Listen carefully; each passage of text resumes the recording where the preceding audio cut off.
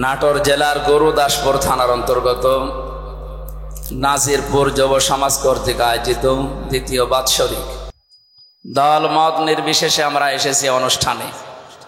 এটা কোনো একক দলের সম্পদ নয়, হাদা বায়ানুল লিন্নাস, মানুষ যারা তাদের জন্য আজকের এই আলোচনার অনুষ্ঠান। কথা বলেন না কেন? হাদা বায়ানুল লিন্নাস, আল্লাহ বলেন এর ভেতরে বায়ান করা আছে, বক্তব্য দেওয়া আছে মানুষ বলে যারা দাবি করে তাদের জন্য। বিগত কিছুদিন আগে যে দৃশ্য গেল, কিছু মানুষ এই পৃথিবীতে মানুষ হওয়ার অযোগ্য হয়ে গেছে, তাদেরকে যে মানুষ বলা যায় না, 2006 সালের আজকের এই দিন তার প্রমাণ।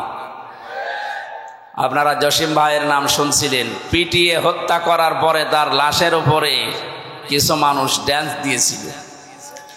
এরা যে মানুষ না এটা পৃথিবীতে প্রমাণিত, এই জন্যে পৃথিবী তাদেরকে নিষিদ্ধ ঘোষণা অলরেডি করে দিয়েছে। আমরা চাই শুধু এভাবে না, যারা জালিম হবে তাদেরকে এই বাংলাদেশ থেকে চিরতরে আমরা এই জনগণ নিষিদ্ধ করে দেব ইনশাআল্লাহ। সামনে যেন কেউ জুলুম করার দুঃসাহস দেখাতে না পারে। আমি সিরাজগঞ্জ থেকে তার পরের বছর 7 সালে এই গোল চত্বর থেকে উঠেছিলাম সিরাজগঞ্জ রোড, কুষ্টিয়া যাচ্ছিলাম। বাসে বসে আছি ড্রাইভারের পেছনে, একটা কুকুর মরে পড়েছিল রাস্তার মাঝে, এই কাটাখালী এই টোল প্লাজা পাওয়ার আগে। ড্রাইভার সাহেব কুকুরের ওপর দিয়ে গাড়ি না দিয়ে বাম দিয়ে দিল, গাড়ি একটা ঝাঁকি দিয়ে উঠেছে। বললাম ভাই আপনি যা করলেন এখন তো অ্যাক্সিডেন্ট হয়ে যেত, আপনি এমন করলেন মানে? আমার বলছে আপনি দেখতে পাচ্ছেন না একটা কুকুর পড়ে আছে মরে, আমি ডবল করে কুকুরের ওপরে চাকা তুলে দেবো, আমার বিবেক নেই? বললাম আরে ভাই ও তো মরা কুকুর, ওরে মেরে ফেললেই কি ও তো আর বুঝবে না। আমার বলছে হুজুর আপনি কি আসলেই হুজুর? আপনি কেমন হুজুর? হ্যাঁ, আপনি দেখছেন একটা মরা কুকুর পড়ে আছে, এরপরে আমি ডবল করে মারবো, আমার বিবেক নেই? না, এই কথাটা শোনার জন্য আমি ছিলাম। আপনি কোন ধর্মের লোক আমি জানি না, পরে জানলাম ওনার নাম সুব্রত নাকি জানো, হিন্দু মানুষ। তা আপনি একজন অমুসলিম, আপনার ঈমান নেই কিন্তু আপনার বিবেক আছে। আপনার বিবেকে পৃথিবীর নিকৃষ্ট যে কুকুর মরে পড়ে আছে, তারপরও আপনি ডবল করে চাকা দিতে পারলেন না, আপনার বিবেকে বাধা দিল। অথচ গত বছর এই অক্টোবরের এই 28 তারিখে লঘি বৈঠার অর্ডার দিয়েছিল যে সারা দেশ থেকে আসো। ওনার কথা মতো সারা দেশ থেকে যারা গিয়ে জসিম ভাইয়ের মতো 11 জন মানুষকে পিটিয়ে মারার পরে যারা ড্যান্স দিয়েছে লাশের উপরে, আমার মনে হয় সবগুলো মার্ডার মামলার মূল হোতা যিনি তাকে দায়ী করা দরকার।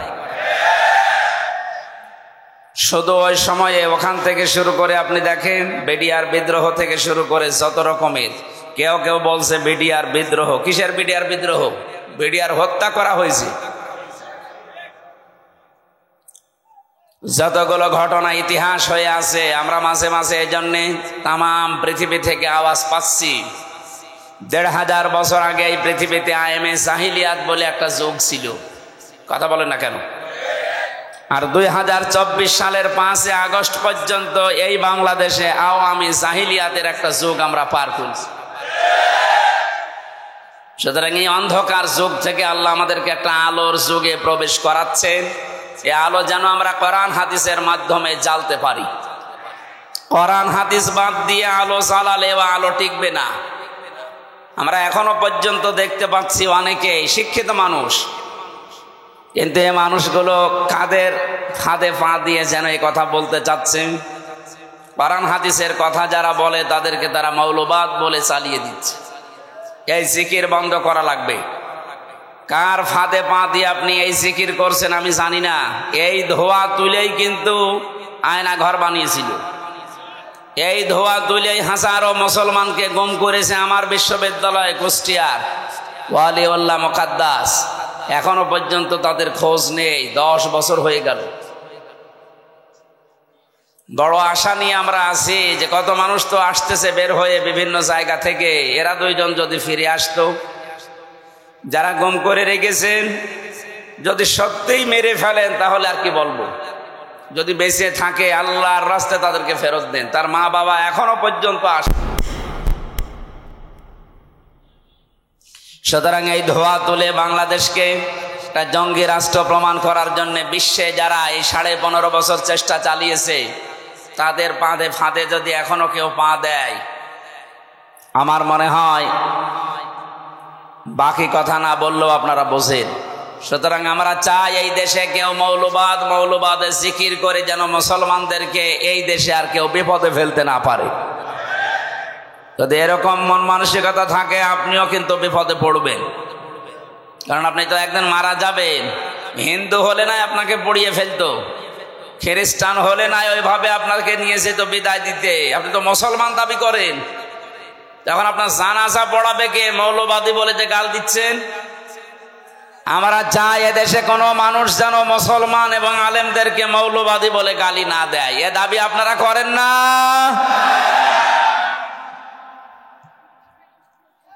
এই জন্য 2006 সালের অক্টোবরের 28 তারিখে যারা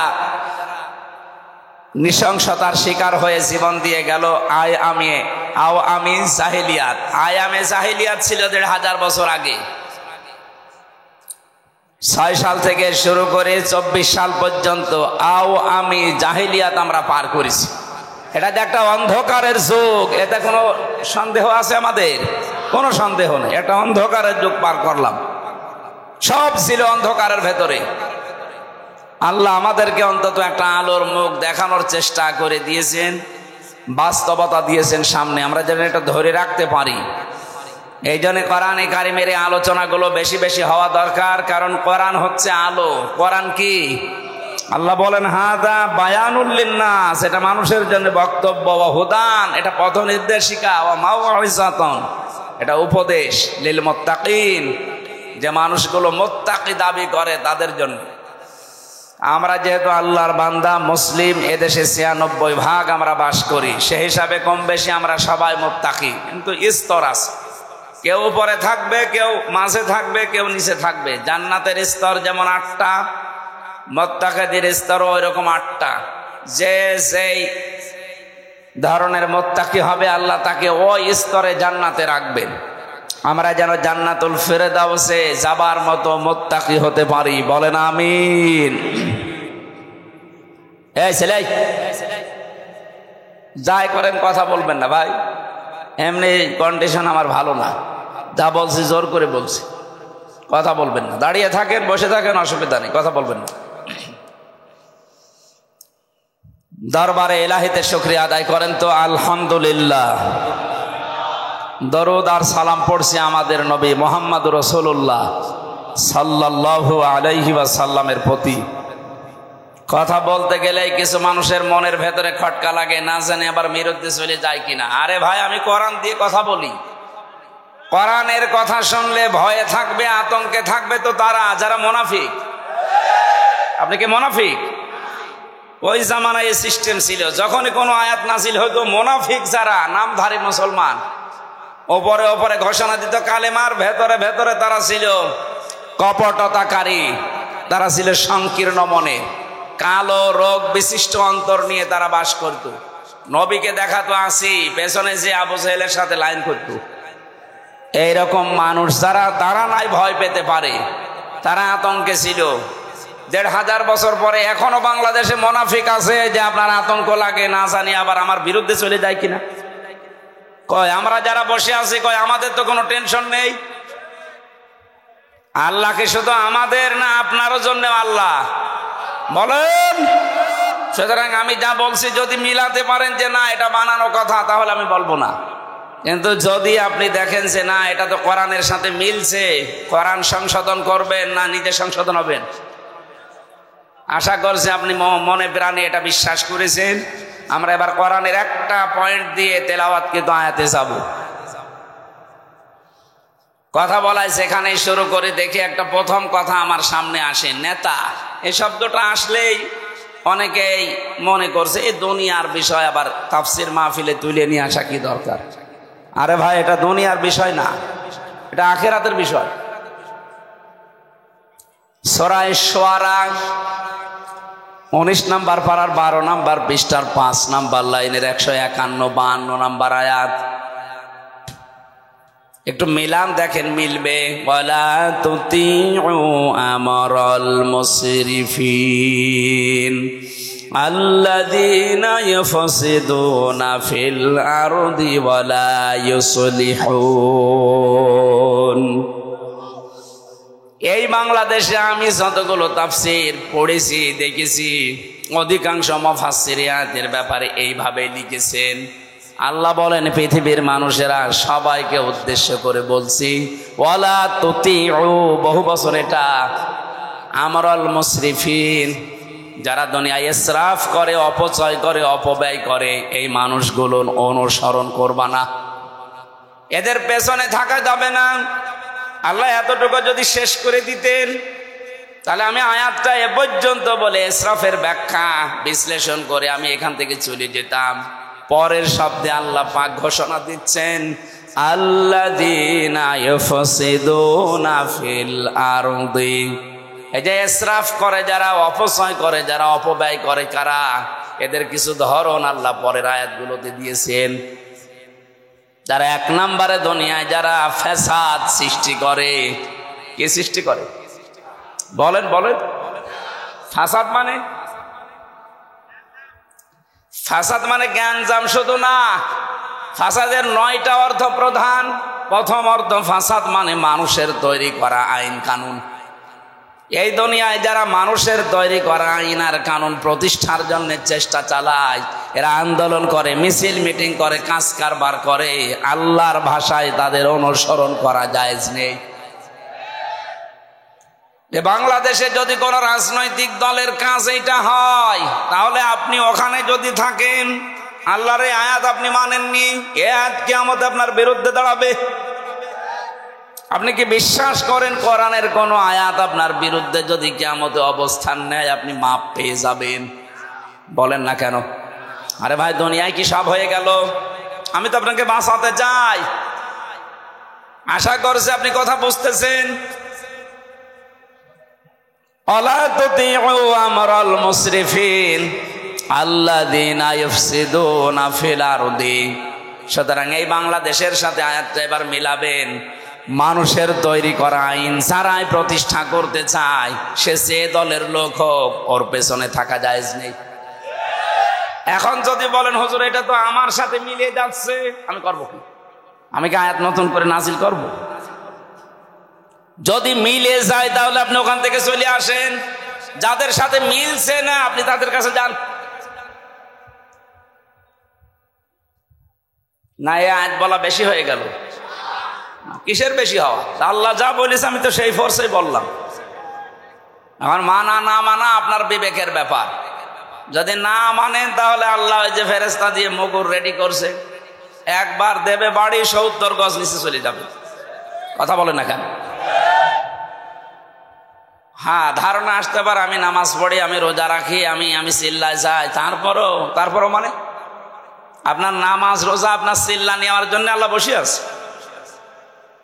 এইটাই যদি হতো তাহলে লূত নবীর স্ত্রী, তাকে আল্লাহ জাহান্নামে দিত না। সে নবীর স্ত্রী, তার নিজের দোষ ছিল না, কিন্তু সে তলে তলে এমন মানুষদেরকে সাপোর্ট করত যারা চরিত্রহীন, যারা আল্লাহর বিধান পাল্টিয়ে পুরুষে পুরুষে বিয়ে করত। এই মানুষগুলোর সাপোর্ট করার কারণে নবীর স্ত্রীকে যদি আল্লাহ জাহান্নামে দেয়, আজ যারা আল্লাহর আয়াতের পরিবর্তে মানুষের তৈরি করা আইন কানুন প্রতিষ্ঠা করতে চায়, তারাও ওই লূত নবীর জামানার উম্মতের মতোই। তারা আল্লাহর বিধান পাল্টিয়েছে, আর আপনি আল্লাহর বিধান বাদ দিয়ে নতুন করে আর একটা বিধান প্রতিষ্ঠা করতে চান। বিষয় একই। উনি নবীর স্ত্রী, চরিত্রহীন মানুষদেরকে সাপোর্ট করার কারণে যদি জাহান্নামে যায়, হামজা চরিত্রহীন মানুষদেরকে, যারা আল্লাহর আইন মানে না, আল্লাহর বিধানের পরিবর্তে অন্য বিধান নিয়ে আসে, এদের চরিত্র পৃথিবীর সবচাইতে খারাপ, কারণ এরা ফ্যাসাদ সৃষ্টিকারী। এই কথা বলেন না কেন? আমি ইঙ্গিত দিলাম, আশা করি আপনি বুঝেছেন। এরপরেও যদি কেউ না বোঝার ভান করে থাকেন, মোনাজাতের পরে আসেন, আপনার কানের কাছে মুখ নিয়ে বলছি, জোরে তো আর বলা যাচ্ছে না।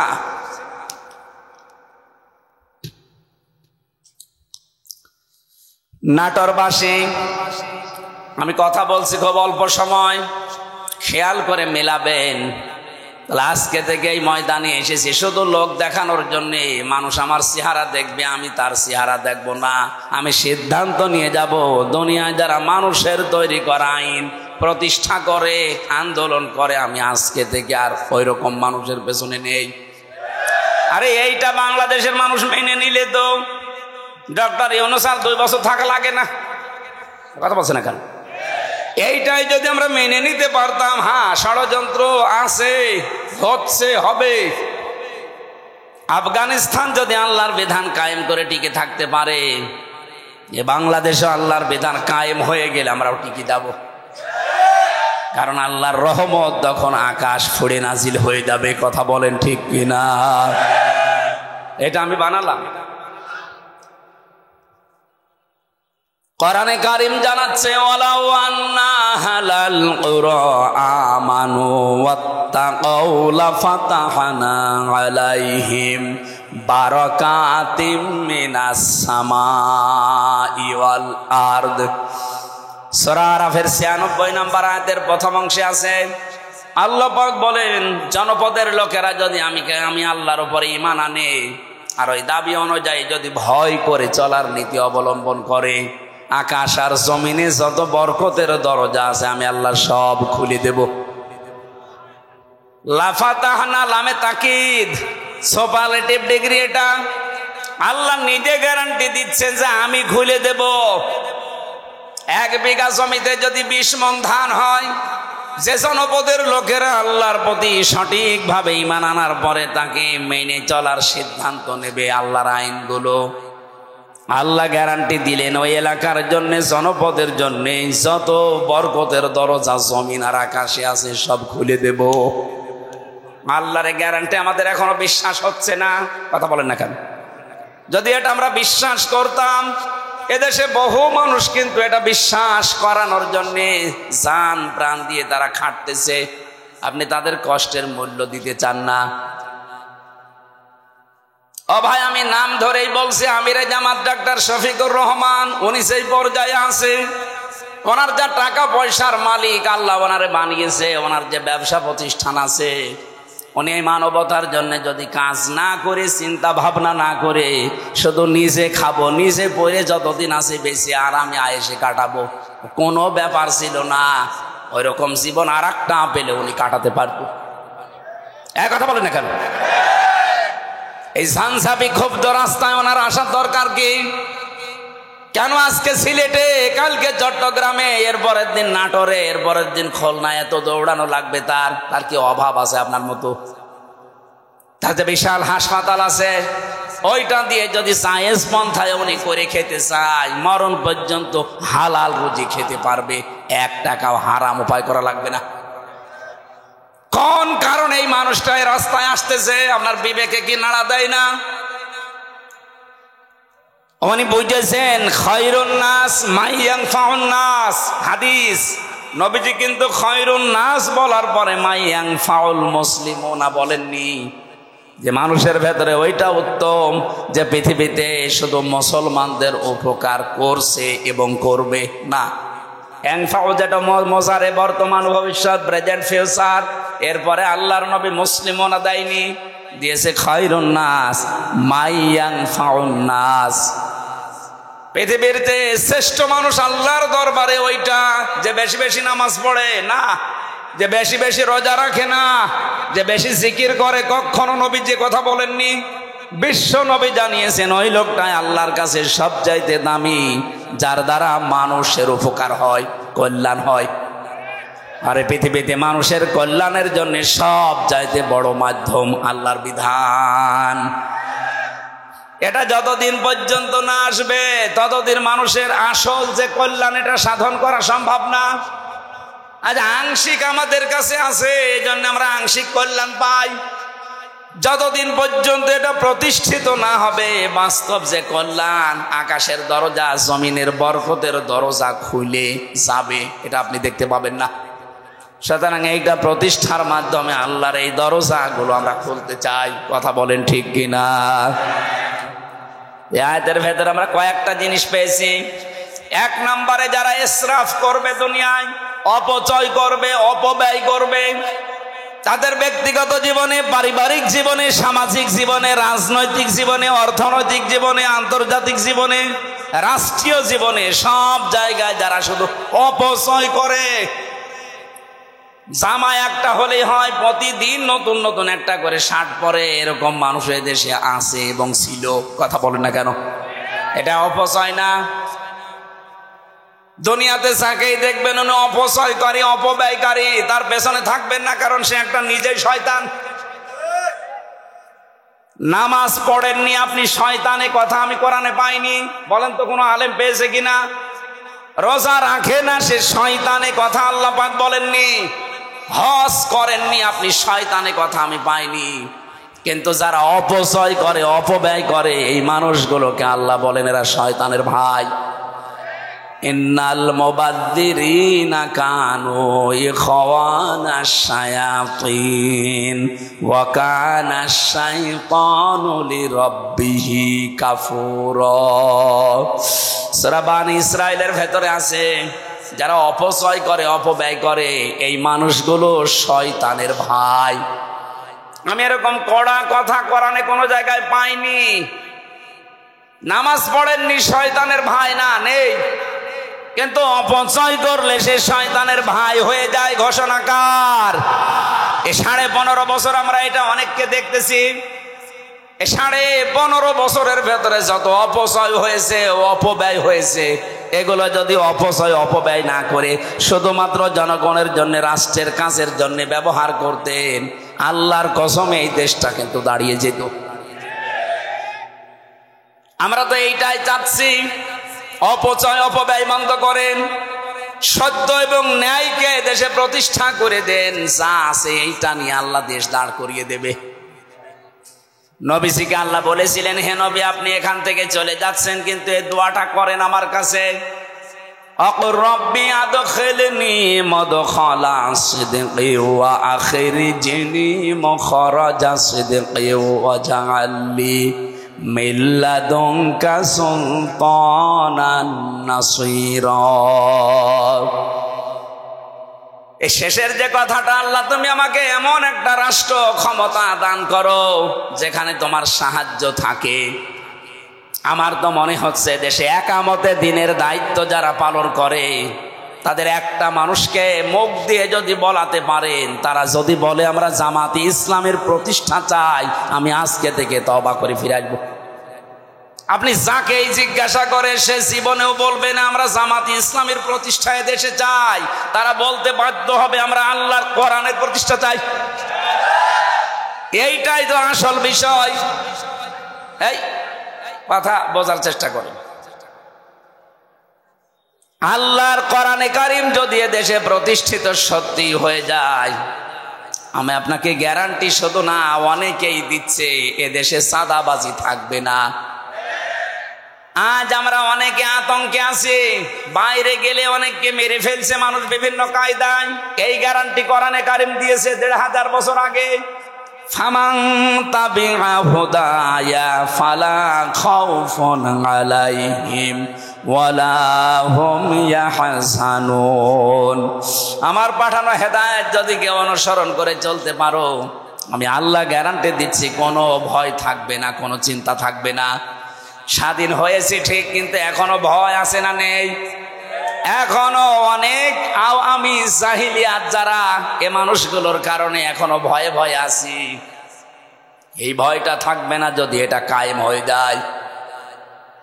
এই জন্য আমরা গ্যারান্টি দিতে পারি, এটা কায়েম করে দেন। আল্লাহর ঘোষণা মিথ্যা হবে না। তখন আপনি ঘরের ভেতরে যেভাবে নিরাপদে আছেন, রাস্তাঘাটে ওভাবে নিরাপদে থাকবেন। আমরাও এটা চাই না? বলেন বলেন। আজ বিভিন্ন দ্রব্য মূল্যের ঊর্ধ্বগতি বাড়তেছে, এইটাও বন্ধ হওয়া সম্ভব। ফালিয়াবুদু রব্ব হাযাল বাইত আল্লাযী আত'আমাহুম মিন জু' ওয়া আমানাহুম মিন খাউফ। আল্লাহ বলেন, ঘরের মালিকের ইবাদত করো। এ ঘরের মালিকের ইবাদতের তাফসিরে পড়েছি, আল্লাহর আইনগুলো একটু মেনে চলার চেষ্টা করো ব্যক্তি, পরিবার, সমাজ, রাষ্ট্রে। দেখবা দুনিয়াতে খাবারের অভাব হবে না, কোনো ভয়ও থাকবে না, খাবারের অভাব হবে না। আমাদের জাতির পিতা হযরত ইব্রাহিম আলাইহিস সালাম, এই তথ্যটা জানা দরকার অনেকের। হযরত ইব্রাহিম নবী আলাইহিস সালাম যেদিন বিবি হাজেরা এবং ইসমাইলকে রেখে আসেন এই মরুভূমির ময়দানে, সেদিন তিনি দোয়া করেছিলেন, মাবুদ তুমি আমার এই বংশধর যাদেরকে রেখে গেলাম, তিনি তো কথা মুখ দিয়ে উচ্চারণ করতে পারছিলেন না। হাজেরা রাদিয়াল্লাহু তাআলা আনহা যখনই জিজ্ঞাসা করেছে, স্বামী এটা কি নিজের সিদ্ধান্তে রেখে যাচ্ছে না আল্লাহর সিদ্ধান্তে? ৮০ বছর পর একটা সন্তান, সেই সন্তানকে পর্যন্ত তিনি মরুভূমিতে রেখে যাচ্ছেন আল্লাহর নির্দেশ মতো। ওই সময় তিনি কথার মুখ দিয়ে বের হয়নি, আকাশের দিকে আঙ্গুল দিয়ে বলেছিলেন, হ্যাঁ আল্লাহর অর্ডারে। তিনি ওই দিন দোয়া করেছিলেন, তার দোয়াটা ওই জামানায় কেউ শোনেনি, কিন্তু আল্লাহ পাক কোট করে রেখেছেন কোরআনে। আল্লাহ রাব্বুল আলামিন সূরা ইব্রাহিমের ভেতরে সেই আয়াতের শেষের অংশটা নাজিল করে জানিয়েছেন, তোমাদের জাতির পিতা ইব্রাহিম দোয়া করেছিলেন, রব্বুল আলামিন আমার এই বংশধরদের জন্য তুমি গোশত এবং দুধ এই দুইটার ভেতরে বরকত দিয়ে দিও। এই জন্য আরব জাহানের ভেতরে শুধু মক্কায় আপনি অন্য কোনো ফসল পাবেন না। দেখবেন এখানে গোশত আর দুধের কোনো অভাব নেই। উট বলেন, বকরি বলেন, দম্বা বলেন, এগুলো দিয়ে গোশত আর দুধ, আমাদের এটা জাতির পিতার দোয়ার ফসল, কিয়ামত পর্যন্ত এই বরকত থাকবে। এমন একটা জাতির পিতা আমরা পেয়েছিলাম, দোয়ার ফসল চলছে এখন, কিয়ামত পর্যন্ত দোয়া চলতেই থাকবে। আর আমরা যারা জাতির পিতা দাবি করি, কি দোয়া করেছে? আমি নিচে নামলাম না। আমার ভাইরা, আমি যেটা বোঝাতে যাচ্ছিলাম, যখন ইব্রাহিম নবীর নাম এসেই গেছে, আর একটা পয়েন্ট বলছি, ওয়াজতাবাকুম ওয়া মা জাআলা আলাইকুম ফিদ্দীনি মিন হারাজ। আল্লাহ বলেন, তিনি সে আল্লাহ যিনি তোমাদেরকে নির্বাচিত করেন। নাটোরবাসী সাফ করে জবাব দেবেন, নির্বাচিত করা হয় মানুষদেরকে কোন পদ্ধতিতে? নির্বাচনের মাধ্যমে। নির্বাচিত হতে হলে কি করা লাগে? নির্বাচন। বলেন বলেন, আরো জোরে বলেন।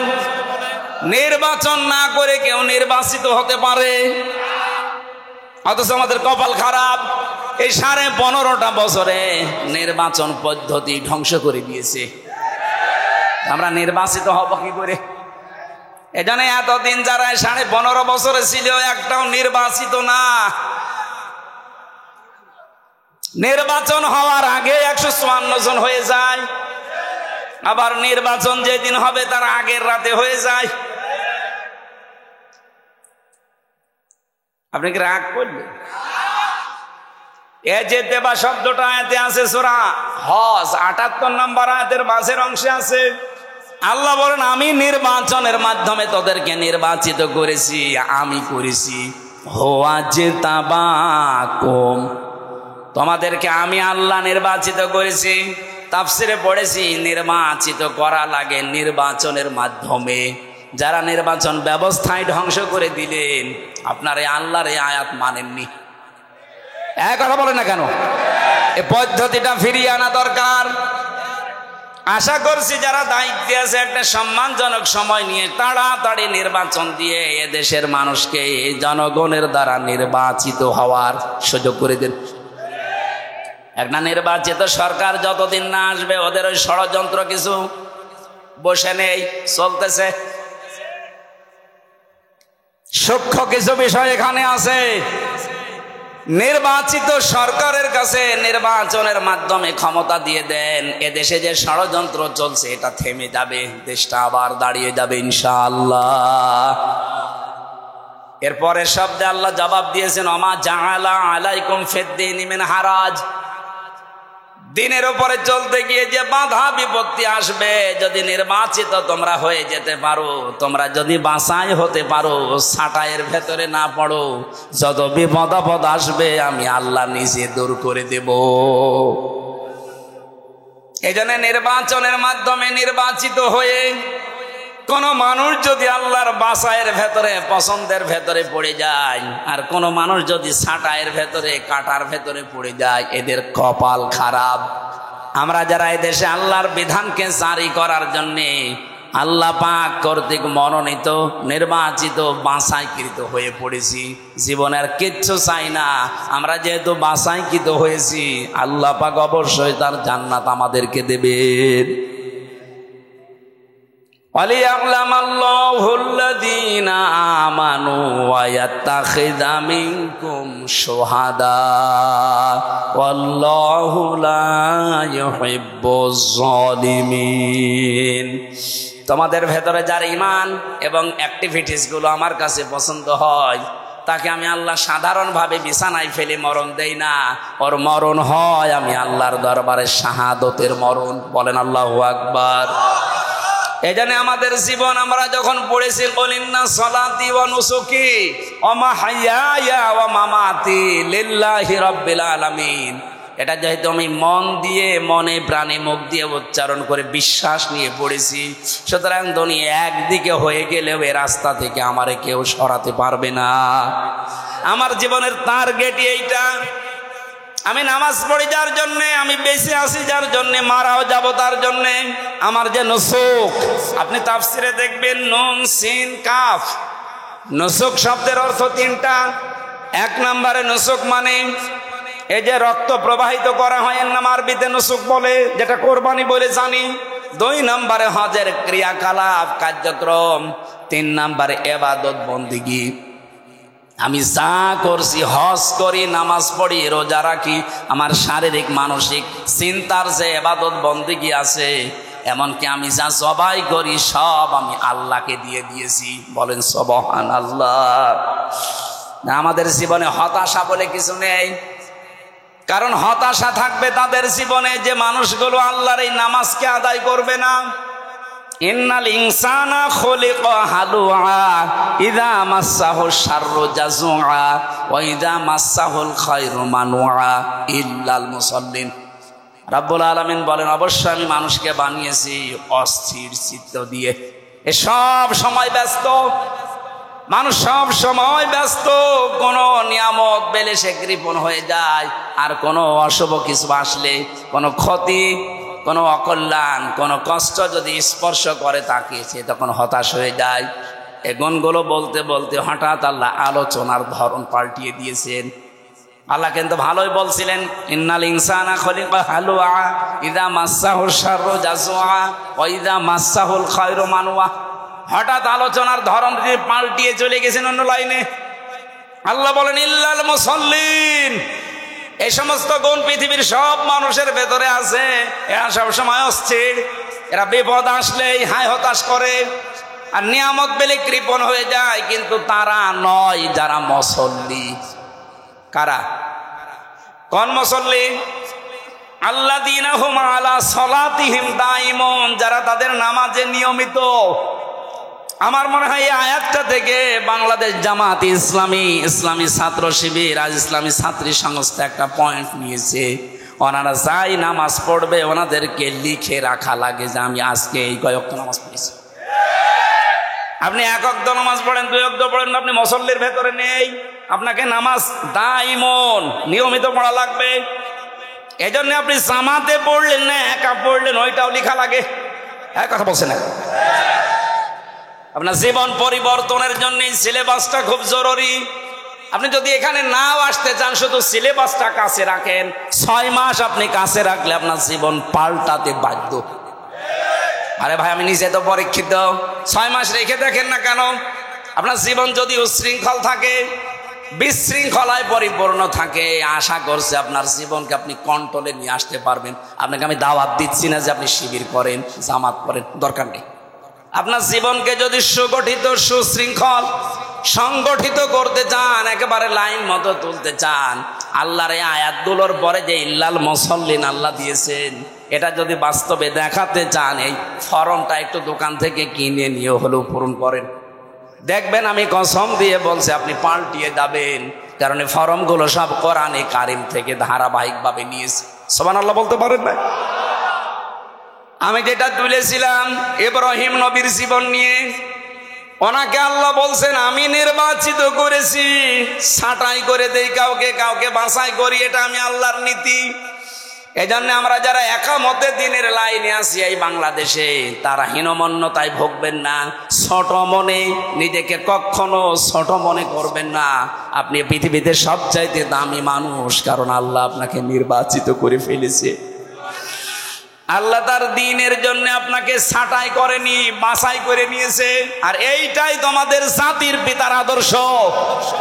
এরপরের শব্দে আছে মিল্লাতা বিকুম ইব্রাহিম হুয়া সাম্মাকুমুল মুসলিমিন। বলেন আল্লাহু আকবার। আমি যেখান থেকে কথা তুলেছিলাম আপনাদের মনে আছে কিনা দেখেন তো। আমাদের জাতির পিতা হযরত ইব্রাহিম আলাইহিস সালাম দোয়া করেছিলেন মক্কার জমিনে, হে আল্লাহ তুমি আমার এই সন্তান এবং স্ত্রীর পরবর্তী প্রজন্মদের জন্য রিজিক হিসাবে গোশত এবং দুধের ভেতরে বরকত দিও। দেখবেন পুরা আরব জাহানের ভেতরে বাংলাদেশের মতো 14টা দেশ জোড়া দিলে যত বড় হবে, পুরা আরব জাহান এত বড়। আমি তো বহু জায়গায় ঘুরেছি হজের সময়, মাত্র 7 দিন 5 দিনে তো হজ হয়ে যায়, বাকি সময় 45 দিন আমি কি করব? গাড়ি ভাড়া করে হোক আর বিমানে টিকিট কেটে বিভিন্ন প্রদেশে খালি ঘুরতাম। দেখেছি শুধু মক্কাতে দুধ আর গোশতের ভেতরে ওই ইব্রাহিম নবীর দুয়ার ফসল এখনো চলছে, এখানে কোনো অভাব নেই, কিন্তু অন্য ফসল পাবেন না। বাকি অন্যান্য প্রদেশে যান, তাইফে গিয়ে দেখেছি পাহাড়ের উপরে শহরটা, অথচ ফল ফলাদি ফসলাদির কোনো অভাব নেই। নাটোরবাসী আল্লাহর তাকওয়া যদি অবলম্বন করে, আল্লাহর প্রতি ঈমান এনে জমিনে আমরা আবার আল্লাহর বিধানগুলো প্রতিষ্ঠা করার মাধ্যমে দেখাতে পারি, কসম খোদার যে অভাবগুলো চলছে, যে সিন্ডিকেটগুলো চলছে, এইটাও বন্ধ হয়ে যাবে। একটা গোপন কথা শোনাচ্ছি, আজকে শুনে আসলাম। তাই 2 মাসের ভেতরে এই দেশে আমরা যারা মাজলুম ছিলাম, খালি জালেমদের ওই 14 দল বাদ দিয়ে যারা মাজলুম ছিলাম, এই মানুষগুলো যদি এখনো এক হতে না পারি। আপনি আজকে মির্জা আব্বাসের বক্তব্য দেখেছেন, উনি বলছে জামাত আর বিএনপি আমরা সবাই মিলে দেশকে সাজাতে চাই। মানে পাকা খেলোয়াড়, পাকা রাজনীতিবিদ, আন্দাজে আবেগে কথা বলা লোক না। যা বলেছে চিন্তা ভাবনা করে বলেছে, আপনি একা পারবেন না। আরে ভাই আপনিও মুসলিম, আমিও মুসলিম, জালেমরা সব আমাদের এক জায়গায় রেখেছিল।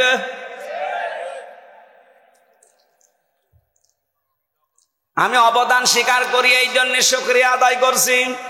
জনাব তারেক জিয়া সাহেবের পিএস আমার সাথে 3 বছর ছিল পাশে, শ্রদ্ধাভাজন বড় ভাই জনাব মিয়া নুরউদ্দিন অপু ভাই। ওই 4 দেওয়ালের মাঝে ভাইটা আমাকে বহু সাহায্য সহযোগিতা করেছে।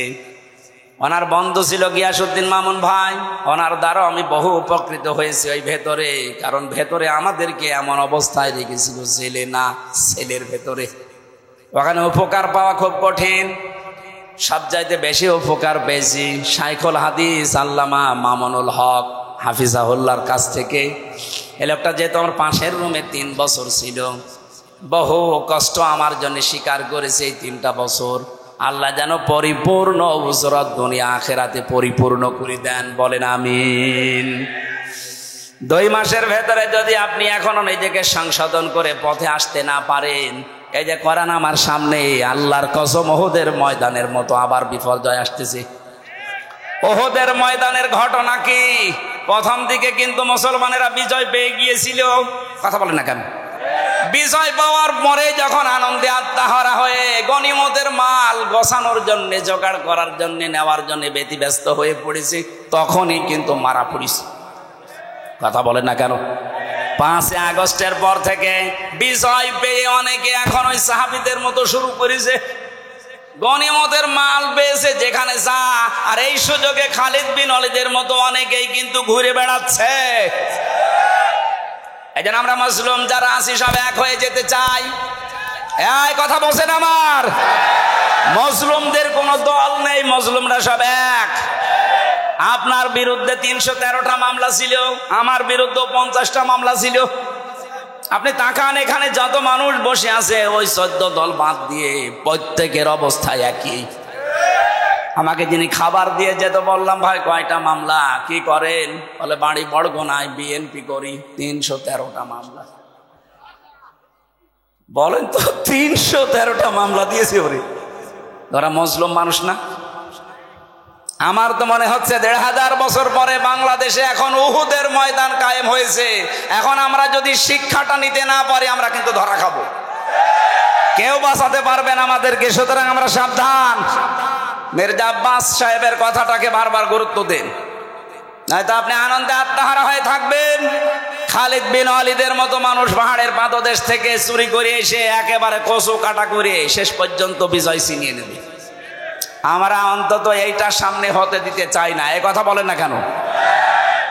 জালেম যারা ছিল আর ওদের দোসর, ওদের কথা বাদ দিলাম।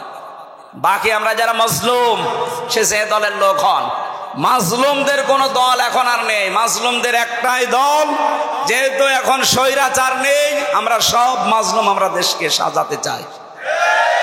আর আমরা অন্য ধর্মের মানুষের তুলনায় এদেশে মুসলিম বেশি, এই হিসাবে বলছি। অন্য ধর্মের লোক যদি 96 ভাগ থাকতো, আমি এটা বলতাম না। যেহেতু এখানে 96 ভাগ আমরা আর যাই করি মুসলিম। কথা বলে না কেন? এই পরিচয় থেকে আপনি বের হয়ে যেতে পারবেন যে না আমি ফুল হাতা, বলতে পারবেন? আমরা হাফ হাতা। কথা বলছেন এখানে? এখানে ফুল হাতা আছেন, কোনটা হাত তোলেন তো? নেই, আলহামদুলিল্লাহ। না, আছে দু একটা, ওই বাজারে বাজারে বসে আছে। তো এখানে কোন ফুল হাতা আছে? সব কি হাফ হাতা? কয়েকটা থাকতে পারে, ওই যে ওইটা এখনো তো দেয়নি, দু একটা আছে, ওগুলো দিয়ে দেবেন। কিন্তু আমরা যারা হাফ হাতায় আছি, সত্যি কথা বলছি, আমাদের এই পরিচয় দেওয়াই লাগবে। আমি মুসলিম। নামাজ, রোজা, হজ, যাকাত হয়তো কম বেশি হয়ে যায় আমাদের, কিন্তু এই পরিচয় দেওয়া লাগবে না যে আমার নামের আগে মোহাম্মদ আছে, আমার নামের আগে সিরি আছে। কথা আমি লিখতে পারবো? কথা বলেন না কেন? সুতরাং যারা মুসলিম এই শব্দটা লেখেন যে মোহাম্মদ, আমির, হামজা, তাদের এখন সব এক হওয়া লাগবে। সব একদিকে চলে যাক। 15.5 বছরের স্লোগান ছিল যে আমরা স্বৈরাচার বাদ দিয়ে সব এক, সেই সুযোগ আল্লাহ তৈরি করে দিয়েছে। সুতরাং আমরা সব এখন কি এক? বলেন বলুন। এক হওয়ার জন্য যে সামনে যে বিষয়গুলো রাখা লাগে, তার ভেতরে অন্যতম কোরআনে কারীম। আর কোরআন বলছে দুনিয়ায় যারা ইসরাফ করবে, অপচয় করবে, অপব্যয় করবে, আপনারা তাদের সাথে থাকবেন না। এখন আপনি ভাগ করে নিন। এখন হওয়ার পরে এখন দেখবেন যে আপনি চূড়ান্ত ভাবে থাকবেন কাদের সাথে? 2 নম্বরে যারা ফাসাদ সৃষ্টি করে। ফাসাদ মানে কি বললাম? ফাসাদের 9টা অর্থের প্রথম অর্থ এটা, যারা মানুষের তৈরি করা আইন কানুন প্রতিষ্ঠা করতে চায়, আপনি আর সামনে তাদের সাথে থাকতে পারবেন না। দেখবেন আস্তে আস্তে সব মুসলিম এক হয়ে গেছে। আল্লাহ আমাদেরকে আয়াতটা মেনেছে। আমি আয়াতটা কি বানালাম? বলেন বলেন। এটা আছে সূরা শুআরার 151 152 নম্বর আয়াত। এজন্য নেতৃত্ব এটা কিন্তু শুধু দুনিয়ার বিষয় হলে আমি কোনো অনুষ্ঠানে বলতাম না। কিছু মানুষ গীবত করে বাইরে বসে বসে, হুজুর শুধু নেতৃত্বের কথা বলে। আরে ভাই, এটা তো আমার জীবনের সাথে আখিরাতের সাথে সম্পর্কিত। 2 নাম্বারটা বলছি, 27টা পেয়েছি আমি, সব বাদ দিলাম, এইটা শেষ করে আমি তাফসিরে যাব। আপনারা আছেন তো? আছেন? আপনারা আছেন? 2 নম্বর হচ্ছে, আমি আয়াতটা আগে দলিল বলি, এরপরে আপনি দেখবেন সূরা নিসা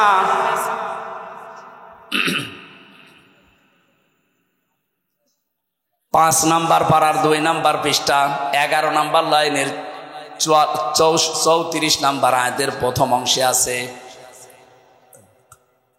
আর রিজালু কাওয়ামুনা আলান নিসা। আল্লাহ পাক বলেন এই পৃথিবীতে নেতৃত্ব দেবে পুরুষেরা, মেয়েরা থাকবে তাদের আন্ডারে। এই আয়াতটা বানিয়েছে কে? না আমি এখন বানালাম? কথা বলেন কে? এই আয়াত দ্বারা প্রমাণিত নেতৃত্বের ভার পড়বে পুরুষের উপরে আর মেয়েরা থাকবে তাদের আন্ডারে। এই আয়াত যদি আমরা 100% বিশ্বাস করি, এখানে যারা আছেন সারা বাংলাদেশে যেহেতু 96% মুসলমান, এই হিসাবে বড় আশা নিয়ে আয়াতটা পড়লাম। আগামী কিয়ামতের আগ পর্যন্ত বাংলার চেয়ারে কোনো মহিলা যেন নেতৃত্বে বসতে না পারে। হ্যাঁ, পুরুষ মানুষ আসে, কথা বলেন না কেন? যেই মহিলা থাকবে সেখানে আপনি থাকবেন না, এটা মনে হয় রাজনীতি হয়ে গেল। হ্যাঁ, এটা রাজনীতি। এবার আল্লাহকে আজকে রাতে জিজ্ঞাসা করবেন, আল্লাহ সূরা নেসার 34 নাম্বার আয়াতের প্রথম অংশ মনে হয় ঠিক হয়নি, কারণ আমাদের দেশে এটা আছে, আপনি এ কি করলেন? এটা অন্তত তুলে সৌদি আরবে দিয়ে দেন, হবে? আয়াতের ব্যাখ্যা একটা হাদিস পড়েছি, এই যে আমরা সফল হতে পারি না কেন? নবীজি বলেন ক্বালান নবী সাল্লাল্লাহু আলাইহি ওয়াসাল্লাম লা ইউফলিহা কওমুন, ওই জাতি কখনো সফল হচ্ছে না, হবে না, যে জাতির নেতৃত্বে আছে, নেতা হয়ে আছে কোন মহিলা। এবার আপনার বিবেকে যা বলে আপনি তাই করেন। আজকের তেলাওয়াত কিন্তু আয়াতের সাবজেক্ট আকারে কথা বলার জন্য আমার আলোচনার বিষয় হচ্ছে দোষারোপ। কি বললাম? শব্দটা শুনতে যত ছোট মনে হচ্ছে, এই বিষয়টা অনেক বড়। এই যে দোষারোপ করেন আন্দাজে যারে তারে, এই বিষয়টা যে কত সেনসিটিভ বিষয়, মানুষের অন্তর পর্যন্ত মরে যায় এই দোষারোপ করার এই গুনাহ যদি আপনি করেন।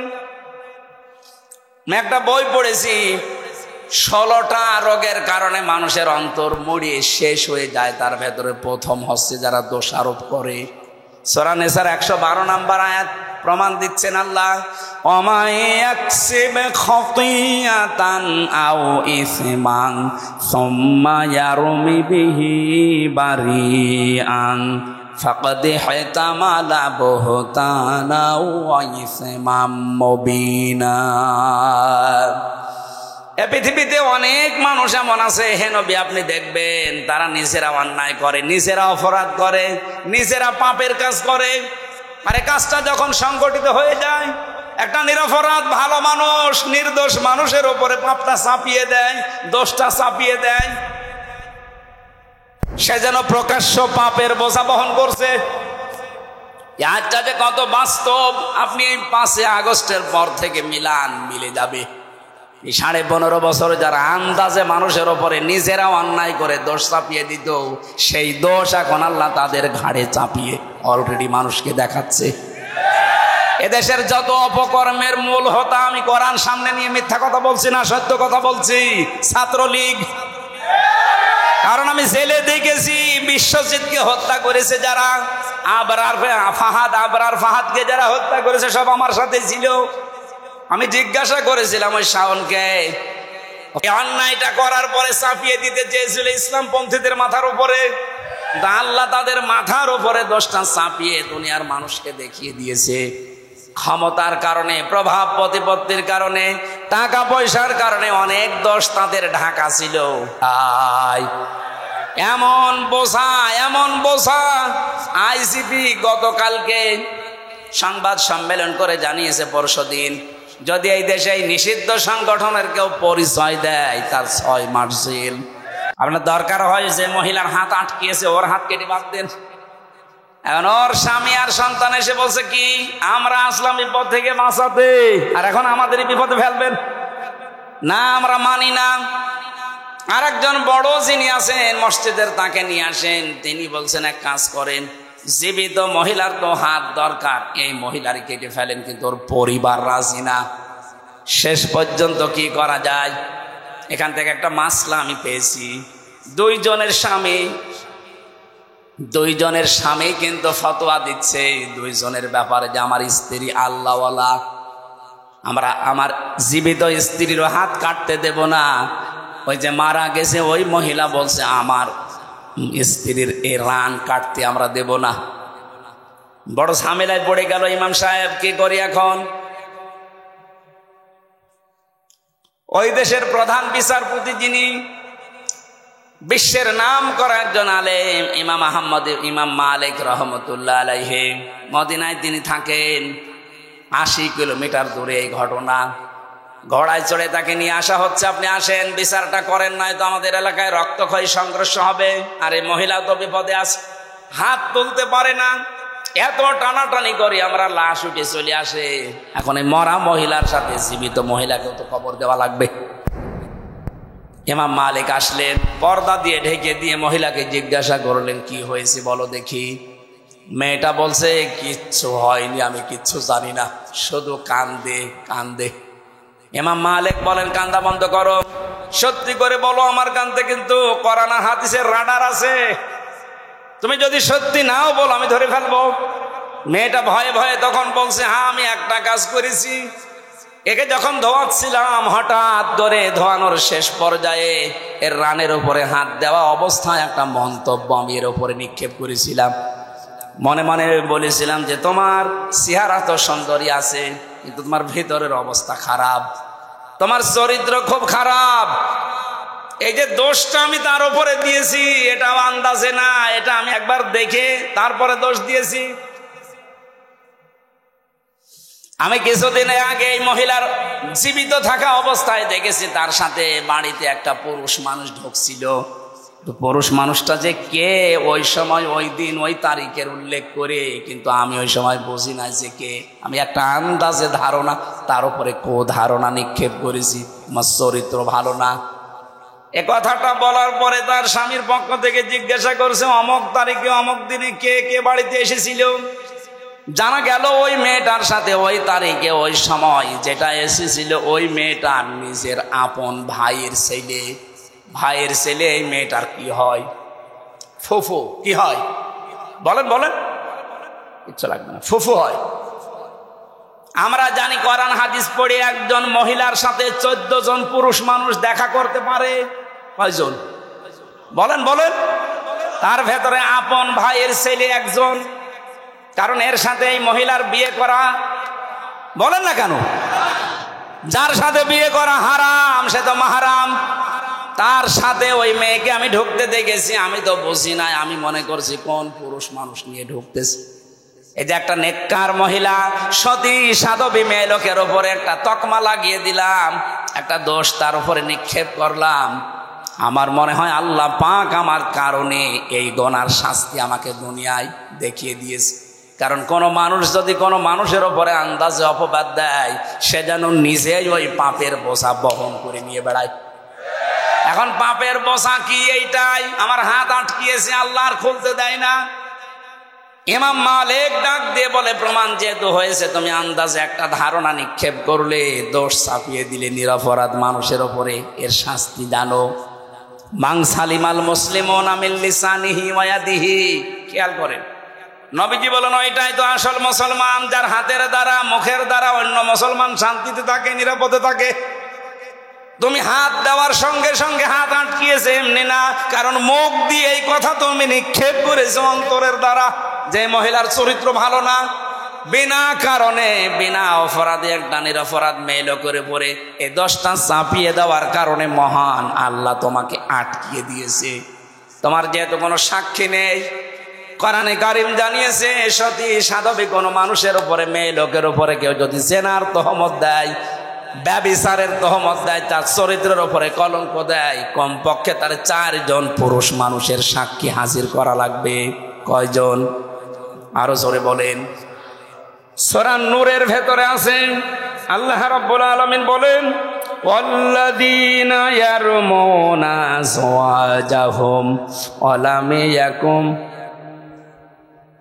والذين يرمون المحصنات ثم لم يأتوا بأربعة شهداء فاجلدوهم 80 جلدة ولا تقبلوا لهم شهادة أبدا وأولئك هم الفاسقون।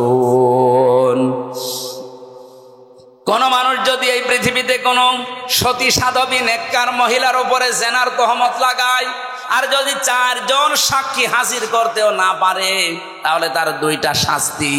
1 নম্বরে তাকে 80টা বেত মারা লাগবে, 2 নম্বরে জীবনে কোনোদিন তার সাক্ষী আর আদালতে গ্রহণ করা হবে না।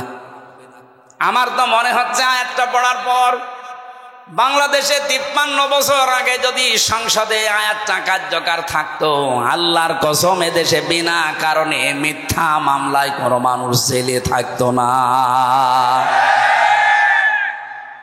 আমার মনে হয় যারা এখন দায়িত্বে আছেন, সামনে শুনলাম সংবিধান সংশোধন হবে, এখানে যেন এই পয়েন্টটা যোগ করা হয়, যারা মিথ্যা মামলা দেবে, মিথ্যা সাক্ষী দেবে, এটা যদি আদালত কর্তৃক প্রমাণ করতে না পারে, 2 বছর 5 বছর 10 বছর জেল হয়েও যদি বেকসুর খালাস পেয়ে যায়, আমার তো কোনো দোষ পাইনি, আমি নির্দোষ, আদালত কর্তৃক প্রমাণিত। সুতরাং এই বিনা দোষে বিনা কারণে নির্দোষ মানুষটাকে যারা 3 বছর জেলে রেখেছে প্রমাণ তো করতে পারলেন না। আমার মামলার আয়ুর সাথে থেকে শুরু করে একেবারে টপ টু বটম যারা জড়িত তাদেরও সামনে যেন এই আইনটা সংসদে পাশ হয়। যারা প্রমাণ করতে পারবে না, যারাই জড়িত তাদেরকেও অতদিন জেল খাটানো লাগবে। তাহলে দেখেন মিথ্যা মামলা এমনি বন্ধ হয়ে যাবে। আর 2 নম্বরের বড় গুরুত্বপূর্ণ বিষয়, যারা বিনা কারণে নির্দোষ মানুষের উপরে আন্দাজে দোষ চাপিয়ে দেয় তাদের প্রথম শাস্তি 80টা বেত, 2 নম্বরে কোনোদিন তাদের সাক্ষী আর এই দেশে গ্রহণ করা হবে না। কত বড় শাস্তি আপনি লক্ষ্য করেছেন? 1,10,000-এর মতো মানুষ এই দেশে এখনো জেলে আছে। আমার মনে হয় 70,000 মানুষ কালকেই বের হয়ে যাবে যদি এই আচ্ছা সংসদে কায়েম হয়। বহু নির্দোষ মানুষ জেল খাটতেছে, এমনি কিচ্ছু জানে না, মিথ্যা সাক্ষী দিয়ে তারা জেলখানায় রেখেছে। এই মামলার আয়ু থেকে শুরু করে যারা এর সাথে জড়িত, যারা পুরাপুরি কমপ্লিট করতে পারবে না, তাদেরও ওই শাস্তির আওতায় আনা লাগবে। তখন এই ছোটখাটো রাগারাগি হলেও আর পুলিশ দিয়ে ধরাবে না, না যদি প্রমাণ করতে না পারি ও ছাতা আমার কপালেও আছে। ইমাম মালিক বললেন প্রথম শাস্তি হবে তোমার 80টা বেত, আর জীবনেও তোমার সাক্ষী আর কোনোদিন মরণের আগে এই আদালতে গ্রহণ করা হবে না। জাল্লাদকে ডাক দাও, কারণ হাত তো ছোড়ানো লাগবে, হাত তো লেগে আছে, আঠার মতো লেগে আছে। জাল্লাদ এসে শুরু করেছে বিসমিল্লাহির রহমানির রহিম বলে, 1টা 2টা 79টা হয়ে গেছে। মেয়েটার পিঠ ফিনকি দিয়ে রক্ত বের হচ্ছে, তারপরও ছাড়ে না। আর একটা বাকি আছে চাবুক। ইমাম মালিক ডাক দিয়ে বললেন জাল্লাদ অবস্থা কি? পর্দার আড়াল থেকে জবাব দিচ্ছে, ইমাম সাহেব অবস্থা খারাপ, আর একটা বাকি আছে কিন্তু হাত ওই অবস্থায় আছে। ইমাম মালিক বললেন না, কোরআন মিথ্যা হতে পারে না, কোনো দিন কোরআনে কারিমে কোনো মিথ্যা কথা আল্লাহ দিতে পারেন না। ওয়া তাম্মাত কালিমাতু রাব্বিকা সিদকাও ওয়া আদলা লা মুবাদদিলা লিকালিমাতিহি ওয়া হুয়াস সামিউল আলিম। আল্লাহ পাক বলেন, আমার এই কোরআন পরিপূর্ণ করার সত্য দিয়ে কিয়ামত পর্যন্ত কোনো মিথ্যা এর ভেতরে প্রবেশ করতে পারবে না।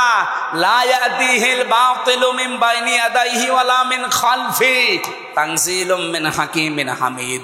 এর ভেতর থেকে, উপর থেকে, নিচ থেকে, ডান থেকে, বাম থেকে কোনো মিথ্যা যাওয়ার সম্ভাবনা বলেন। 2 নম্বরে এটা কিয়ামত পর্যন্ত পরিবর্তন হবে না, যা দিয়েছি ওইটাই। দুনিয়া পাল্টাবে কিন্তু কোরআনে কারিমের কোনো বিধান পাল্টানো সম্ভব। 3 নম্বরে এটা ইনসাফ দিয়ে পরিপূর্ণ, কারো অবিচার করে না। আজ বাংলাদেশে 49 বছর 53 বছর অবিচার চলছে, একটাই কারণ, এইটা প্রতিষ্ঠিত নেই আইন ব্যবস্থায়। এটা যদি বিচারালয়ে, প্রশাসনে, সংসদে সত্যি আমরা নিয়ে যেতে পারি, নবীজির গ্যারান্টি হচ্ছে অমান হাকামা বিহি আদালা, এটা বিচার ব্যবস্থায় নিয়ে যান, ন্যায় বিচার কায়েম করে দেবে। এর উপরে আমাদের বিশ্বাস এখনো পরিপূর্ণ আসে না। এই জন্য একে বাদ দিয়ে আমরা তৈরি করা আইন বিশ্বাস করে ওখানে নিয়ে যাই। মানুষের তৈরি করা আইনগুলো ওখানে যাবার পরে দেখা যায় ন্যায় বিচারের তুলনায় আরো দিন দিন অবিচার বেড়ে যাচ্ছে। আর আমার নয় অন্য কিছু ভাবলাম, আমি সবার কথা বাদ দিলাম, শুধুমাত্র ইসলামী আন্দোলন করার কারণে আমার যতটুকু দেখা চোখে, জামাতের আমির যিনি ডাক্তার শফিকুর রহমান যে বারবার জেলে যাচ্ছে নিজের ব্যক্তিগত কোনো কারণে না, দোষে না, শুধু ইসলামী আন্দোলন করার কারণে। ন্যায় বিচার থাকলে ওনারে এই বছরের পরে বছর জেল না, এক সেকেন্ডে ওনারে জেলে রাখার কোনো সম্ভাবনা নেই, কোনো অধিকারও থাকবে না। অনেকেই যারা উল্টা পাল্টা দোষ দেওয়ার মন মানসিকতা করেন, আরে ভাই উনি এসেছে ওই রকম লাইন থেকে, উনি মুক্তিযোদ্ধা পরিবারের সন্তান, উনি বাম রাজনীতি করতে করতে এসেছে, ওনারে যে আপনি উল্টা পাল্টা দোষ লাগিয়ে দেবেন যে আপনি আলবদর আসামস, আপনি রাজাকার, আপনারা নিজেরা তখন ধরা খাবেন, কারণ ছাত্রলীগ থেকে উঠে এসেছে। এখন মাঝে মাঝে সেজদা দিয়ে কাঁদে, রব্বুল আলামিন তুমি দয়া করে আমাকে যে একামতে দিনের খাদেম বানিয়েছো, যদি ওই অবস্থায় আমি থাকতাম আজ আমি জাহান্নামের পথে দৌড়াতাম।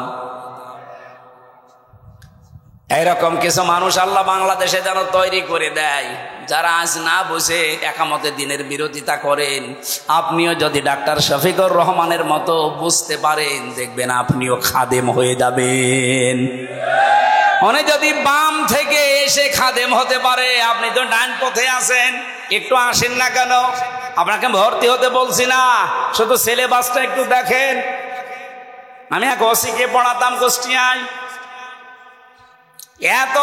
এত বামপন্থী মানুষ, আল্লাহ রসুল বিশ্বাস করে না, কিন্তু কোরআনে কারিম শুনতো খুব সুন্দর করে। যখন তেলাওয়াত করতাম ওই সময়, এমনিতে আমার গলা ওই সময় আরো ভালো ছিল, সুর দিয়ে পড়ার সময় দেখতাম তা ধরে আছে, বলতো হুজুর বিভিন্ন কাজ কারবার করি, মজা পাই না, কোরআনের ভেতর একটা মজা আছে, আপনি পড়েন, শুধু পড়েন তাই বলতো না। পড়তে পড়তে যখন ভালো লাগতো তখন আমাকে বলছে আপনি কিভাবে পড়েন, আমারে ওইভাবে পড়ানো শিখান, আমি যেন আপনার মতো পড়লেই বুঝি যে কি বলতে চাই। আমি যেমন ইংরেজি পড়লেই বুঝি যে আমি কি, আরবি পড়লেও যেন আমি বুঝতে পারি অন্তত কোরআনটা যে কি পড়ছি। এভাবে পড়তে হলে তো শাব্দিক অর্থ মুখস্থ করা লাগবে, আপনাকে কয়েকশো আরবি গ্রামার আপনাকে আয়ত্ত করা লাগবে। বস আমি পড়া আরম্ভ করেছিল, চিন্তা করলাম এই ফাঁকে ওনারে আমি ইসলামের দিকে নিয়ে আসতে পারি কিনা দেখি। একটা ছোট্ট বই দিয়েছিলাম, উপরের আর পেছনের পৃষ্ঠা খুলে দিয়ে, কারণ আমি জানি যে এই পৃষ্ঠা ওনারে দিলে জীবনও পড়বে না। বিংশ শতাব্দীর একজন অন্যতম মুজাদ্দিদ সাজ্জিদ আবুল আলা মওদুদী আল উস্তাজ, ওনার লেখা কালিমার হাকিকাত, এ বই নেই একটা, দেখলাম এ বই দিলে পড়বে না, উপরের পৃষ্ঠা ছিঁড়ে ফেললাম, ওখানে নাম লিখে দিলাম অন্য জনের, পেছনের পৃষ্ঠা ছিঁড়ে দিলাম যে কোন জায়গা থেকে ছাপা হয়েছে ওর ভিতরে লেখা আছে, দরকার নেই। উপরেরটা পেছনেরটা ছিঁড়ে বাকি পৃষ্ঠা যেখানে এক দিয়ে শুরু করা ওইগুলো দিলাম। চিন্তা করলাম লেখক কার নামে দিয়ে একজন মহিলার নাম লিখে দিলাম। অনেক পড়ার পরে বসে নাই, প্রথমে বললাম স্যার কি করেছেন, বলছে পড়েছি, ভালোই তো লাগছে, এই লেখক তো অনেক উচ্চ মানের লেখক, মানে নিজেও শিক্ষিত মানুষ, লন্ডন থেকে পড়াশোনা করা মানুষ। ওই সময় বাংলাদেশে যত ওসি ছিল সব চাইতে বড় শিক্ষিত ওইটা, অ্যাডভোকেট, এদিকে লন্ডন থেকে অনার্স মাস্টার্স করে এসেছে, এইরকম মানুষ। চিন্তা করলাম যে দে, এরকম কয়েকটা দেওয়ার পরে আমার বলছে হুজুরের লেখক শুধু মেয়ে লোকের নাম উপরে কলম দিয়ে লেখা, আসলে আসল পৃষ্ঠা কই, যা আছে কেমন লাগে, ভালোই তো লাগছে। আমি তো বহু বই পড়েছি জীবনে, কিন্তু এর লেখার মান অনেক উপরে, উচ্চাঙ্গের লেখক। এ লেখকের নাম কি? লেখকের নাম বললে আপনি এনার লিখিত বই আরো পড়বেন তো? হ্যাঁ পড়বো। যেই নাম বলেছি সে বই আর দেবেন না, বই দেবেন না মানে ঠিক আছে, আপনাকে ওনার লেখা আর দেব না। আরো লিখিত বই আছে আমার ভার্সিটিতে, আমি এনে দেই, তখন আমি ফার্স্ট ইয়ারে নিয়ে আসি। একামতের দিন এই বইটা আমি নিজে 14 বার পড়েছি। মরহুম অধ্যাপক গোলাম আজমের লেখা রহমতুল্লাহ আলাইহি। চিন্তা করলাম এটা দিলেও পড়বে না, কারণ এর নামের আগে দেখলে ছিঁড়ে ফেলে দেবে। প্রথম পৃষ্ঠা, দ্বিতীয় পৃষ্ঠা, তৃতীয় পৃষ্ঠা ছিঁড়ে ফেললাম, ওখানে আমার নাম লিখে দিলাম যে দেখি পড়ে কিনা। আমার তো ওর ওই যোগ্যতা হয়নি, ফার্স্ট ইয়ারে পড়ে ওই বই লেখা কিয়ামতের আগেও সম্ভব না। কি করি, এ তো পড়তে যাবে না। এই দিনের এখানে 19টা অর্থ দেওয়া আছে। উপমহাদেশে যে সমস্ত আলেমগুলো দিনের একামতে দিনের কাজ করে তাদের কেন মানুষ শত্রুতা করে, আর যারা খেদমতে দিনের কাজ করে তাদের কোনো শত্রুতা করে না কেন, এর বিস্তারিত লেখা আছে ওর ভেতরে। পড়াটা বললাম পড়ে আমারে শোনাবেন আগামী সপ্তাহে, প্রতি সপ্তাহে একবার যেতাম পড়াতে। পড়াটা উনিও শেষ করে আমারে বলছে, হুজুর এই লেখকে তো ভালো, এই লেখককে? আমি না, আপনি এটা লিখতে পারেন না, কারণ এই লেখকও অনেক উচ্চাঙ্গের, এনার ভাষা রচনা শৈলী খুব সুন্দর। দিনের অর্থ এতদিন যা বুঝতাম এখন দেখছি না, আসলে তো ওইটা দিন না। ওখান থেকে একটা সাবজেক্ট বানিয়েছিলাম আমি। এই যে প্রচলিত যে ধারণায় তাওবা, জিকির, এরকম প্রায় 43টা বিষয় নিয়ে ভেজাল আছে আমাদের বাংলাদেশ, ভারত আর পাকিস্তানে। ওই সময় একটা আলোচনা দিয়েছিলাম যে স্যার এই আলোচনাটা আপনি দেখবেন। পড়াটা দেখার পরে আমারে বলছে এতদিন আমি কি মনে করতাম আর এখন আমি কি দেখছি। পরবর্তীতে দেখলাম ট্রান্সফার হয়ে গেছে, এখন আর পরিচয় নেই, যোগাযোগও নেই। ওই সময় যা শুরু করেছিলাম আমার তো মনে হচ্ছিল ওরে যদি আমি একটা বছর এভাবে টিপস দিতে পারতাম, আমার আল্লাহ ওকে ডাক্তার শফিকুর রহমানের মতো ঘুরিয়ে দিত। আপনি এই জন্য আসবেন, আপনাকে আমি ভর্তি হতে বলছি না, সিলেবাসের কাছে আসেন, শেষ করে দেব, শেষ করে দেওয়া দরকার না। আর একটা আছে তো আমার তো আমার বেঁচে থাকা লাগবে। এই আয়াত শেষ করতে তো এই যে ফাঁকা দেহাই তামালা বহুতান, এই বহুতানের ভেতরে প্রায় 36টা না 37টা বিষয় লুকিয়ে আছে। আমি এই যে বই নিয়ে এসেছি আজকে, পড়াটা এর ভেতরে ব্যাখ্যা করা আছে। আমার প্রত্যেকটা আলোচনার সাবজেক্ট আকারে আমি তৈরি করি। এখান থেকে আমরা কিছু শিক্ষা আজকে নিয়ে গেলাম, কি বিনা কারণে কারো উপরে কোনো দোষ দেব না, অপবাদ দেব না। আজ এইটা 15.5 বছর বেশি ছিল, এখনো পর্যন্ত অনেকে আন্দাজে দোষ দিয়ে দেয়। এটা মেয়েদের ভেতরে প্রবণতার বেশি, এই কথা বলেন না কেন? এটা যে কত বড় মারাত্মক অপরাধ আপনি টের পাচ্ছেন না। যার ভেতরে যেই দোষ নেই ওই দোষ যদি কেউ তার উপরে চাপিয়ে তাকে কালার করে, যতদিন আপনি ওই দোষ না করবেন ততদিন আপনার মরণ হবে না। আপনি আলেমদের ওপরে জেনার তহমত দিয়েছেন, আপনি আলেমদেরকে উল্টা পাল্টা নাম দিয়েছেন, আপনাকে আল্লাহ ওই রকম উল্টা পাল্টা কাজ করাবে দুনিয়ায় যদি ওই আলেম ওই কাজ না করে থাকে। আজকে আমার সাথে মাওলানা হাফিজুর রহমান এসেছে, ওনার নামে একজন আমাকে মোবাইল করে উল্টা পাল্টা দোষ দিল যে ওনার চরিত্র এই এই, অথচ অনেক কোরআন মাথায় নিয়ে বলতে পারে যে ওই দোষ ওনার ভেতরে নেই, পোড়াটা কালার করার জন্য ওই দোষ চাপিয়েছে। সুতরাং যে লোক এই দোষ দিলেন সেহেতু রেকর্ড হচ্ছে। যদি এটা ওনার দাবিতে আপনি মিথ্যাবাদী হয়ে থাকেন, এই যে 2 বারের কথা বলেছে যে চরিত্র খারাপ, এই দোষ আপনাকে দিয়ে আল্লাহ দুনিয়ায় করাবে, তারপরে আপনার মরণ হবে। কারণ ফাকাদিহাতামালা বহুতানা ওয়া ইসমাম মুবিনা, প্রকাশ্য পাপের বোঝা আপনাকে দিয়ে আল্লাহ বহন করাবে দুনিয়ায়। এই জন্য আমরা সাবধান থাকবো, কারো উপরে যেন দোষ চাপিয়ে না দেয়। আপনি দোষ চাপাবেন, আপনাকে আল্লাহ ওই রকম দোষের দোষী বানিয়ে বিদায় করবে। আমাদের এই আয়াত থেকে মূল শিক্ষাগুলো নিয়ে আমরা যেন বাস্তবে আমল করার তৌফিক কামনা করছে। আমার লিখিত বই আপনাদের কাছে আছে, পারিবারিক জীবন নিয়ে লিখিত বই। জেলখানায় বসে এত কষ্ট করে করলাম, আপনারা যদি না নেন আমার তো লেখার স্পিরিট হারিয়ে যাবে। ওই গেটে পাওয়া যাবে, যাওয়ার সময় নিয়ে যাবেন, মেয়েদের জন্য গাড়িতে আছে। আমার রাতে আর একটা অনুষ্ঠান আছে, আসলে এগুলো সব সংগঠনের কারণে জোর করে করা লাগছে, এটা পাবনায় আছে। এখন যে না উঠলে ওরাও বসে আছে, আগামীতে আসলে আরো সময় দেবো ইনশাল্লাহ। আল্লাহুম্মা আমিন। লা ইলাহা ইল্লা আনতা সুবহানাকা ইন্নী কুনতু মিনাজ জালিমিন। রব্বুল আলামিন, কোরআনে কারিমের জন্য তোমার এই বান্দা বান্দিগুলো এত পাগল, এদেরকে তুমি কোরআনের হেদায়েত, জ্বলন্ত হেদায়েত নসিব করে দাও। সওয়াবগুলো তুমি নবীজির রওজায় পৌঁছিয়ে দাও। দুনিয়ার মাটির নিচে যারা ঘুমিয়ে গেল এদেরকে জীবনের মতো মাফ করে দাও।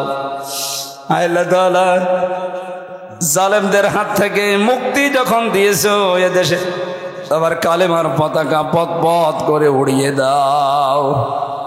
কোরআনের পাখির স্বপ্ন ছিল এই দেশে তোমার কালেমার পতাকা উড়বে, সে দেখে যেতে পারলো না। আল্লাহ, তার বংশধরেরা দুনিয়ায় আছে, তার অনুসারীরা আছে, আমরা দেখতে চাই এ দেশ তোমার কালাম দিয়ে চলছে। এ মাহফিলের আয়োজন করতে গিয়ে তোমার যে যুবক বান্দারা চেষ্টা চালিয়েছে, সবুজ আব্দুল্লাহ হাসান ভাই সহ যত যুবক এই মাহফিলের জন্য শ্রম দিয়েছে, কষ্ট স্বীকার করছে, স্বেচ্ছাসেবকের দায়িত্বে আছে, এদেরকে যে মা পেটে নিয়েছে মায়ের পেট তুমি ধন্য করে দাও। এ মাহফিলের প্রধান অতিথি, বিশেষ অতিথি যারা আছে ওমরের মতো কবুল করো, মা বোনদেরকে ফাতেমাতুজ জোহরার মতো বানিয়ে দাও। আমি সহ যারা অসুস্থ আছি আল্লাহ আমাদের শেফায়ে কামেলা জেলা দিয়ে দাও। এ মাজারে যারা ব্যবসা করে নাজিরপুরের উপরে তোমার রহমত নাজিল করো, হালাল রুজিতে বরকত দাও, হারাম থেকে বেঁচে থাকার তৌফিক দাও। রব্বুল আলামিন, কত মানুষ কত আশা নিয়ে হাত তুলেছে আল্লাহ, কাউকে তুমি একেবারে খালি হাতে ফেরত দিও না। তোমার যে আয়াত থেকে আমরা কিছু শিখেছি, আন্দাজে কারো উপরে যেন দুনিয়ার কোনো স্বার্থের কারণে বিনা কারণে কোনো নির্দোষ মানুষকে ফাঁসিয়ে না দেই, তার উপরে যেন দোষ না দিয়ে এই মানুষে বিপদে ফেলে না দেই। তুমি নিজেই জানালে বিনা কারণে নির্দোষ মানুষকে দোষারোপ করলে, বিপদে ফেললে আল্লাহ নিজে তুমি তাকে পাপের বোঝা বহন করাবে। মেহেরবানি করে তুমি আমাদেরকে পাপের বোঝা থেকে মুক্ত করো আল্লাহ। ইমাম মালিকের জামানায় এই মহিলাকে 80টা বেত্রাঘাত করার পরে সঙ্গে সঙ্গে তার হাত তুমি খুলে দিয়েছিলে। এদেশে যারা অপরাধ করেছে, অপরাধের শাস্তি যখন পরিপূর্ণ হয়ে যাবে তখন তুমি তাদেরকে পরিত্রাণ দিও আল্লাহ। বিনা কারণে যারা বিভিন্ন জায়গায় বিপদে আছে, মুসিবতে আছে, আটক অবস্থায় আছে, এদের জীবন তুমি আল্লাহ মুক্ত করে দাও। আল্লাহ, আমি তোমার কাছে আমার কণ্ঠটা, শরীরটা ভিক্ষা চাই।